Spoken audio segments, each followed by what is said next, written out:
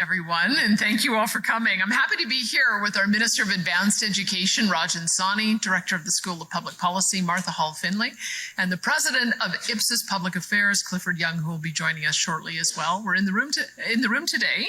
We also have many dignitaries, University of Calgary President and Vice Chancellor Ed McCauley, nice to see you. We've got former Lieutenant Governor of Alberta, Her Honor the Honorable Lois Mitchell. We've got the Consul General of the U.S. in Calgary, Emily Fleckner. We also have the Consul General of Calgary, the British Consul General in Calgary, Jonathan Turner, and MLA Miles McDougall, among other guests. And I think I have a couple of ministers here as well. But we're here today to announce a new initiative aimed at strengthening our understanding of the Canada-U.S. relationship. It's no secret that our relationship has hit a rocky patch these past few months. And while tensions have ridden high, let us be clear, this relationship is far from over. We are still neighbors, and for much of our history, we have been the best of friends too. Our two nations share a unique decades-long bond that has delivered mutual benefits for generations. Our geography links us together like few other nations in history. In fact, our two nations span more than 80% of the North American continent. We have closely integrated economies and a warm sense of kinship between our populations. And over the years, we've collaborated on everything from missile defense to space exploration, wildfires, Arctic research, and invasive species management. Here in Alberta, for example, the U.S. is by far our biggest trading partner, and Alberta plays a major role in supplying U.S. energy needs. The way we see it, any rift between us is a huge loss for both countries. If things continue to change between Canada and the United States, we want it to be changed for the better, because our continued friendship and cooperation will create lasting prosperity for both nations. But we can't sit around waiting for this to happen. We must take action. And that's why our government is investing $6.5 million over the next 3 years to support the new North America initiative led by the University of Calgary's School of Public Policy. This initiative will bring together some of the brightest minds in academia, government, and the private sector to investigate developments in the relationship between Canada and the United States. This effort will spark collaboration across Alberta's universities and a number of leading American universities to develop policy solutions that respond to the new reality. To me, talking to each other and working with each other is the only way we're going to figure things out. This is the constructive and diplomatic approach that I've been calling for since this whole problem began. And these recent bumps in the road are a good reason to take a close look at the relationship to figure out what's working and what we can do to improve it, which is exactly what the new North America initiative aims to do. For countries as closely connected as we are, it's in both our national interest to repair things as quickly as we can, because our nations are better off when we're working together. And there's so much to gain from strengthening the relationship between Canada and the United States. We are peaceful neighbors with shared values and a deep mutual respect. We have economies that complement each other perfectly. We have everything we need to secure our mutual energy supply indefinitely and achieve North American energy dominance. And if we can get it right, the future of our continent looks very bright indeed. And the new North America initiative will help to bring that future into focus. I look forward to seeing the innovative solutions these universities will come up with as this important work progresses over the next 3 years. Thank you. And with that, I'd like to invite Minister Rajan Sonnani to share more details.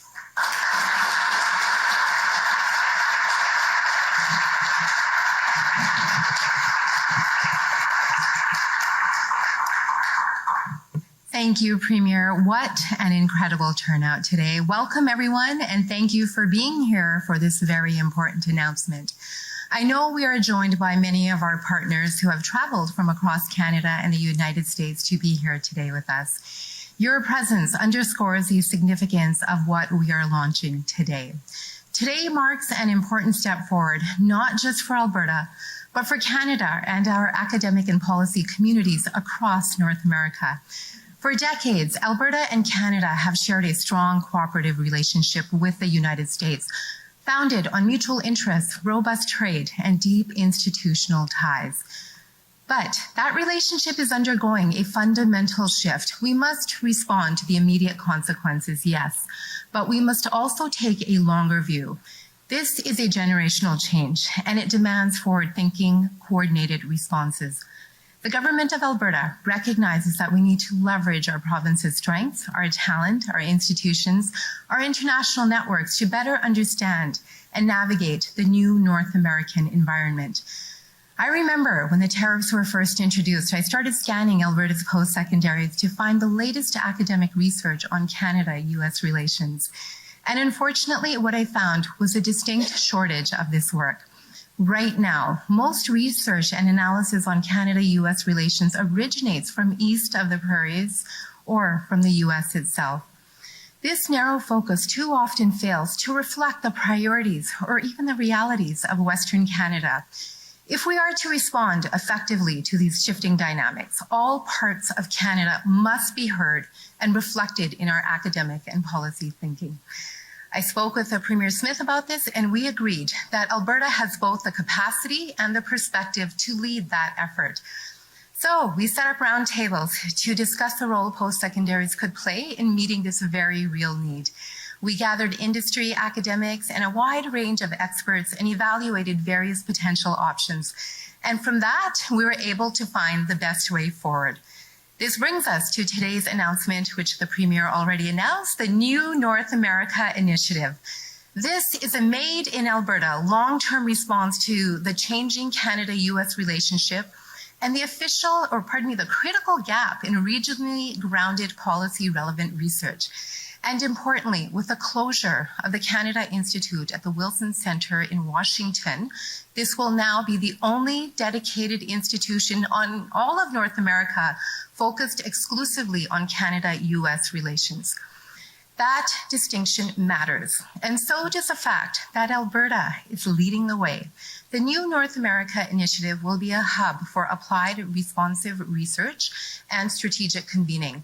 It will bring together academics, policy experts, government leaders, industry, and civil society across North America to generate practical insights, foster collaboration, and inform decision-making. It will also serve as a platform for training the next generation, equipping students with the skills and knowledge to lead in government, the private sector, and beyond, at a time when cross-border engagement is more critical than ever before. This initiative is about understanding the real-world impacts of a changing North American relationship and preparing Alberta and Canada to meet those changes head-on. It's about shaping a future where Alberta-based researchers are ready. They're a trusted source of intelligence and ideas, offering perspectives that are grounded, diverse, and reflective of Western Canada's voice. Following today's announcement, we will be joining a roundtable discussion with experts from across Canada and the US to formally launch the collaborative work of this initiative. This conversation will begin the kind of cross-border, cross-sector dialogue that the new North America Initiative is built to support, responsive, collaborative, and action-oriented. This initiative will include researchers from Alberta and the United States, including from the University of Alberta, the University of Lethbridge, Mount Royal University, University of Nebraska, University of Colorado, Arizona State University, Rice University, and of course, the University of Calgary. By strengthening our understanding of the evolving North American landscape, we're building Alberta's capacity to shape effective, forward-looking public policy.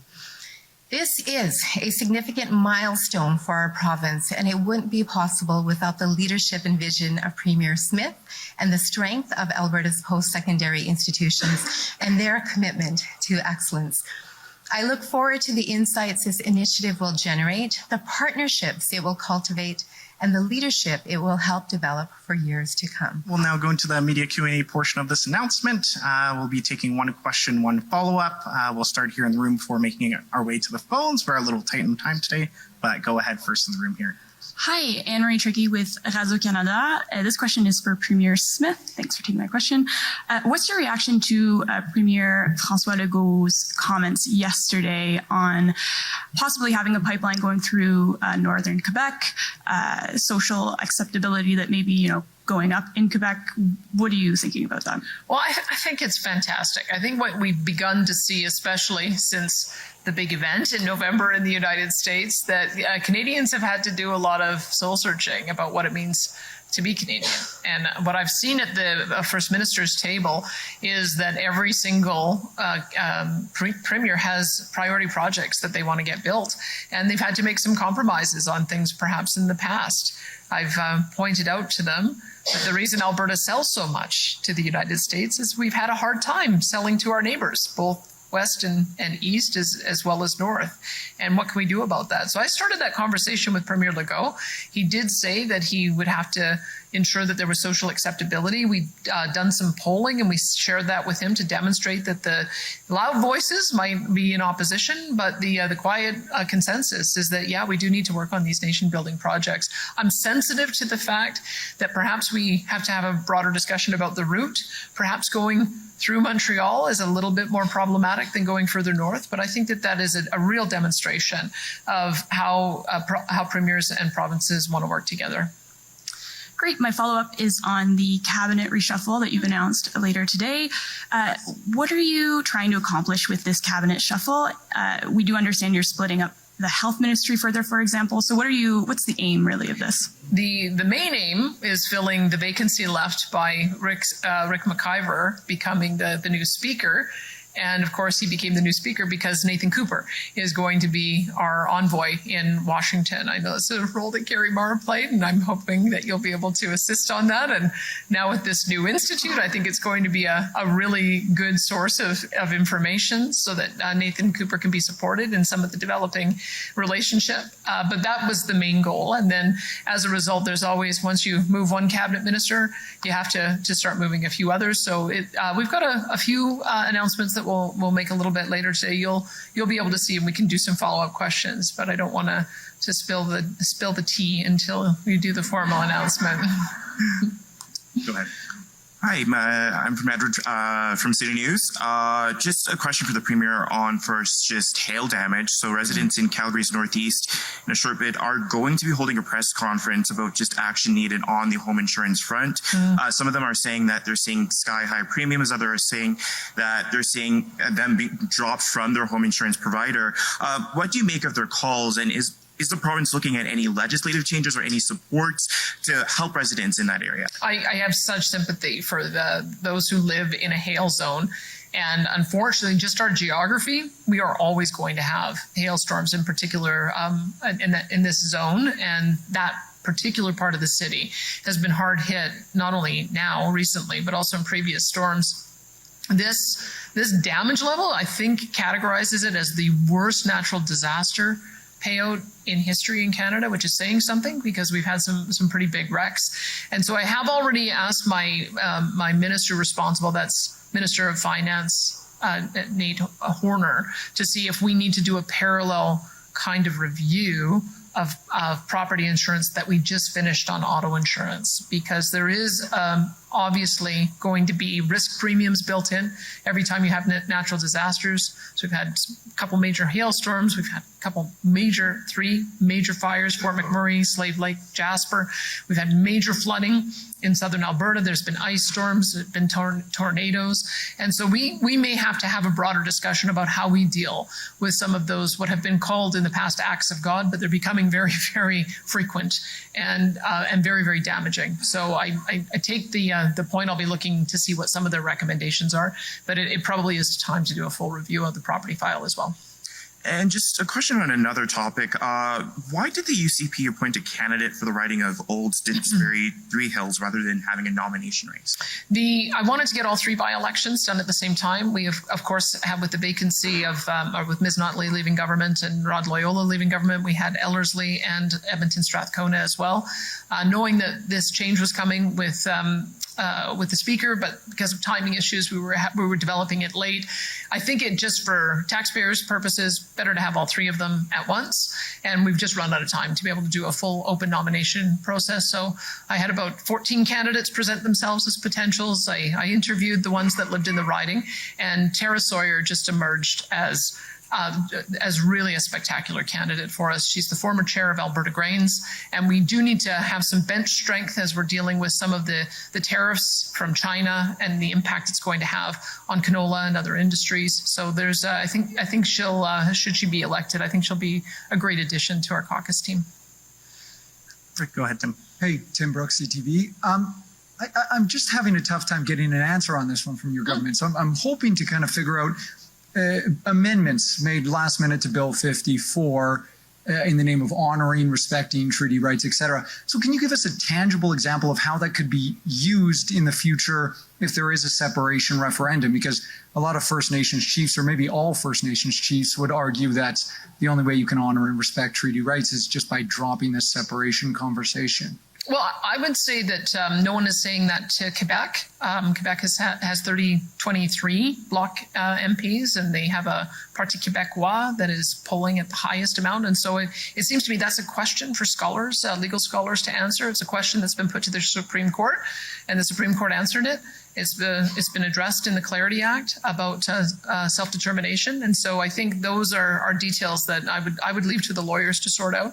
As you know, at the moment, there are no petition campaigns. There's no referendums planned. I have always said I support a sovereign Alberta within a united Canada, and my job is to get a new deal with Canada, which is what I'm going to be spending my time on.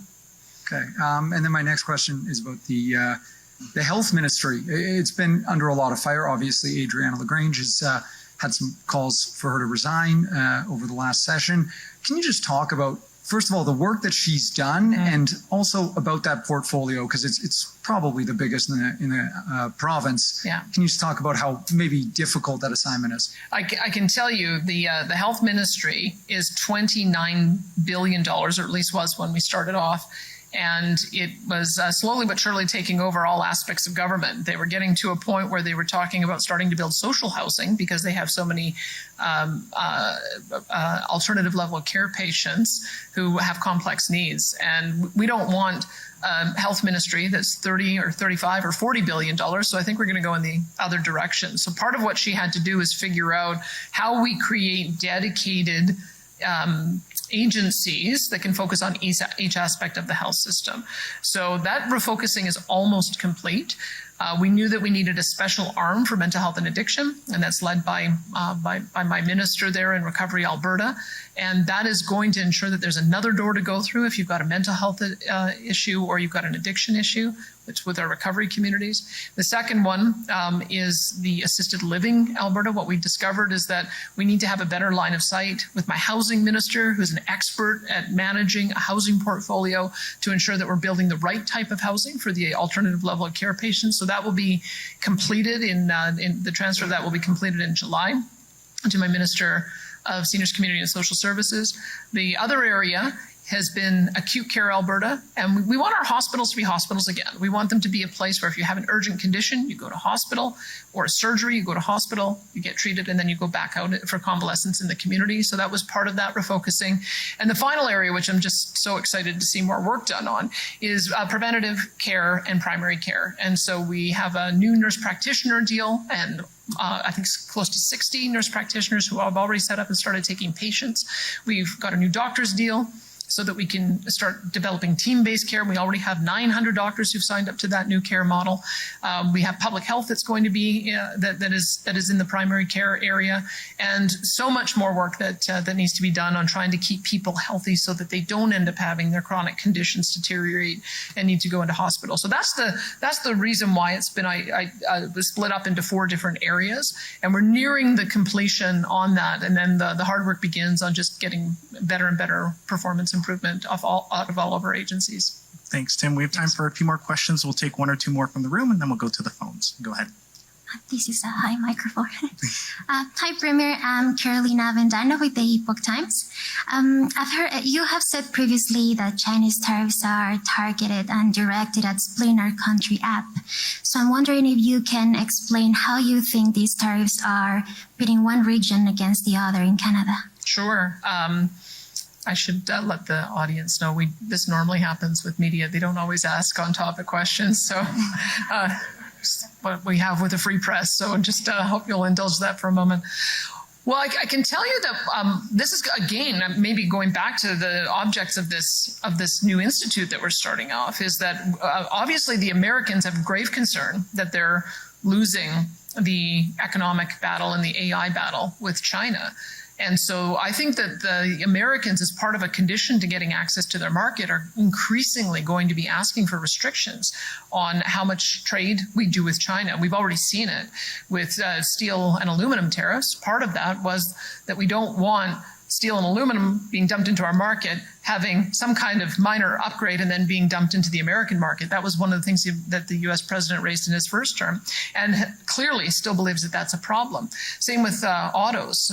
When the Americans put a 100% tariff on electric vehicles, our government responded in the same manner, again, so that there wasn't some dumping that happened into Canada that then undermined the US auto industry.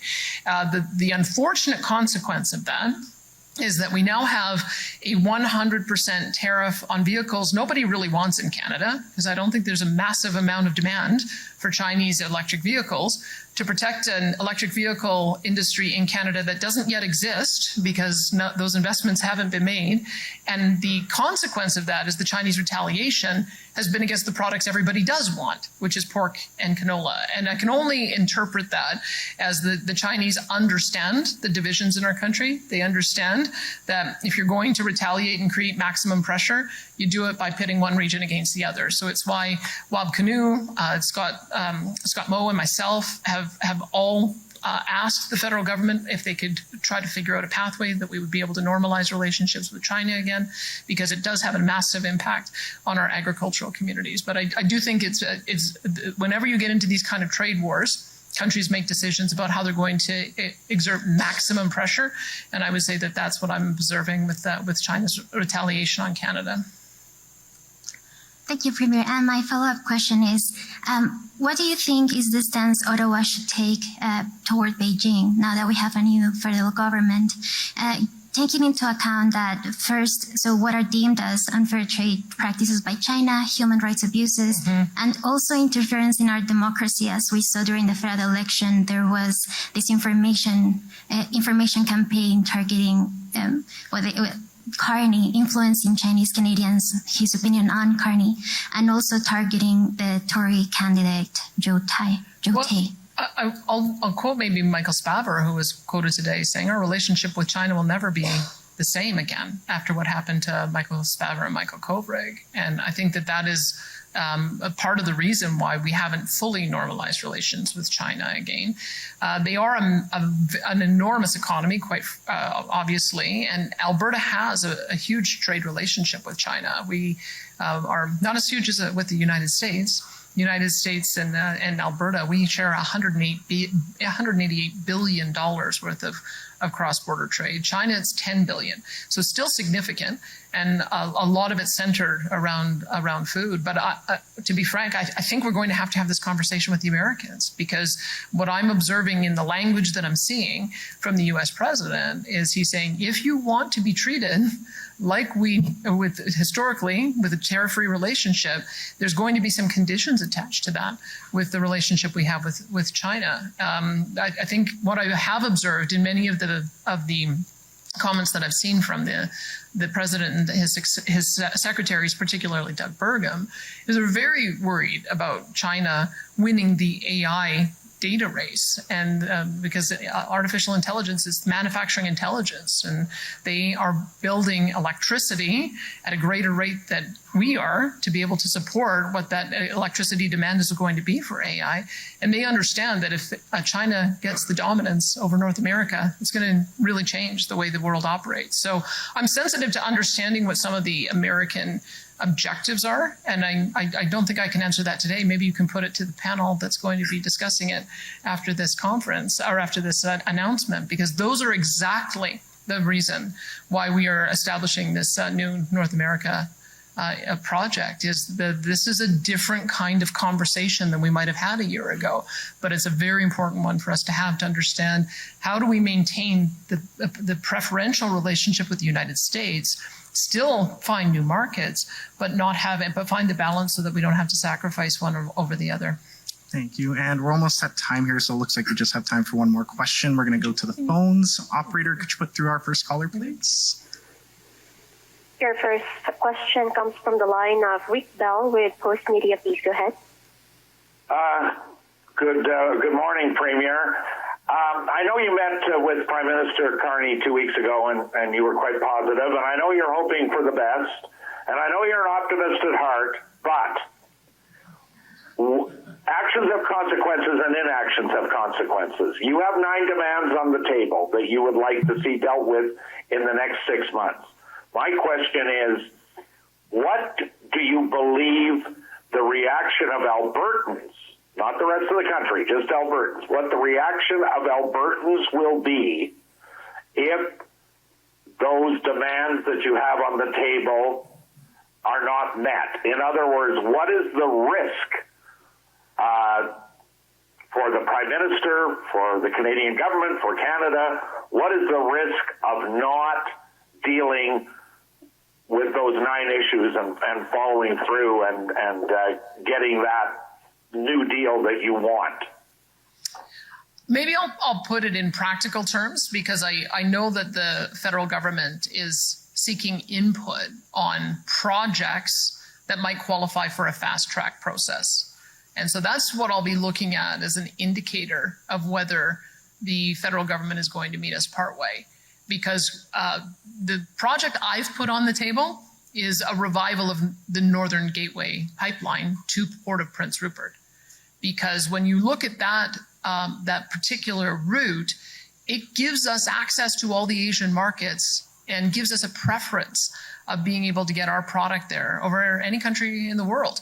We've got 8 days or 10 days to South Korea and to Tokyo, and then going on to the east coast of India and all the other nations in between. And so being able to create new markets there with additional export of bitumen is going to be incredibly important. Some of the biggest refinery in the world of heavy oil is in India.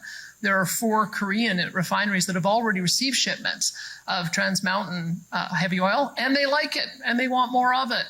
So what does that mean? Well, they'd have to have a fast track process to approve that pipeline, so we're not waiting 10 years, and so that it is de-risked to a point where somebody will come along and build it. And if you're going to have that pipeline end at Port of Prince Rupert, well, you're going to have to do a carve-out on the tanker ban so that we can load it onto a boat and get it overseas. And if you do all of that, then you're going to probably have to take the ties off of our energy industry to talk about how we're going to reduce our emissions without facing criminal penalty, because right now that's called greenwashing under their Bill 59. And to be able to get support, we'd have to talk about the Pathways Project and how we might be able to decarbonize the production. And that means no emissions caps, because if you want to increase your export, you can't have an emissions cap which acts as a production cap.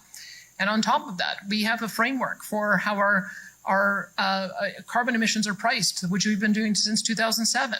And we've heard you can't go above $100, otherwise it's going to create an economic environment where people won't invest here. So that means they can't layer on their own carbon tax regime. So those are like 5 things right there that they would signal to me that they are serious about changing things if they agreed to the Port of Prince Rupert revival of Northern Gateway or something like it. So that's what I'm looking for.